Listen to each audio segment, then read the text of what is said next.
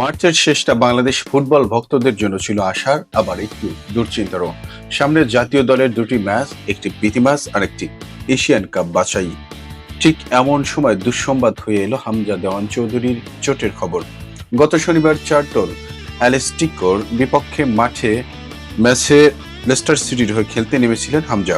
খেলা চলাকালেই হঠাৎ হাঁটুতে আঘাত পান তিনি। ব্যথায় কাতর হামজাকে স্ট্রেচারে করে মাঠ ছাড়তে দেখে অনেকেই আজ করতে আজ করতে পেরেছিলেন চোটটা হয়তো হালকা না। ম্যাচ শেষে লেস্টারের অন্তর্বর্তীকালীন কোচ অ্যান্ডি কিংও সেই সংখ্যায় বাড়িয়ে দেন। তিনি বলেন, হামজাকে দ্রুত ফিরে পাওয়ার সম্ভাবনা কম, হাঁটুতে স্ক্যান করাতে হবে।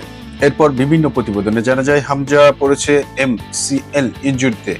এই ধরনের চোট থেকে সেরে উঠতে সাধারণত 6 থেকে 8 সপ্তাহ সময় লাগে।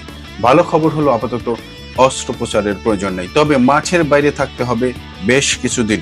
লেস্টার সিটির চুক্তিবদ্ধ খেলার হয় তার চিকিৎসা ও পুনর্বাসনের পুরো দায়িত্ব নেবে ক্লাবই, পাশাপাশি নজর রাখবে বাংলাদেশ ফুটবল ফেডারেশনও। হামজার নামটা এখন শুধু একটি নাম নয়, অল্প সময় তিনি জায়গা করে নিয়েছেন বাংলাদেশ মানুষের হৃদয়ে। মাঠে নামলেই তার উপস্থিতি দলের মাঠে এনে দেয় আলাদা শক্তি, আলাদা সাহস। তাই 6 ও 31 মার্চের ম্যাচে তাকে পাওয়ার স্বপ্ন দেখছে বাফুফে। এই সময়ে বাংলাদেশের সম্ভাব্য প্রীতি ম্যাচ ভিয়েতনামের বিপক্ষে, আর এশিয়ান কাপ বাছাইয়ের প্রতিপক্ষ সিঙ্গাপুর। যদিও বাস্তবতা একটু কঠিন, এশিয়ান কাপ বাছাইয়ের তৃতীয় রাউন্ড থেকেই বাংলাদেশ বিজয় নিশ্চিত হয়ে গেছে। তবু হামজাদের মতো একজন ফুটবলার থাকলে ম্যাচের রং যে বদলে যেতে পারে সেটা সবাই জানে।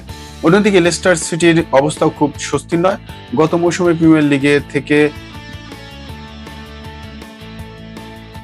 সব মিলে এখন অপেক্ষার প্রার্থনা হামজা দ্রুত সুস্থ হয়ে উঠবেন, এই আশাতেই দিন গুনছেন লেস্টার সিটি, বাংলাদেশ দল আর লাখো ফুটবল প্রেমিক।